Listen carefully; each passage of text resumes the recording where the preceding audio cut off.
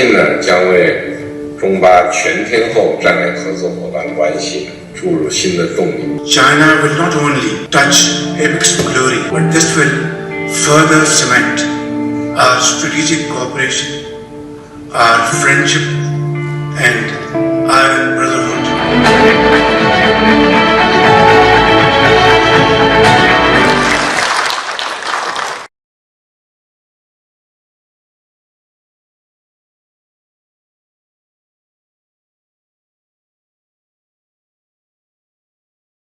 The 96th anniversary of the founding of the People's Liberation Army today here, and I would like to thank for the Pakistan Army for organizing today's event. The two militaries played a very important role in promoting and safeguarding our bilateral relations.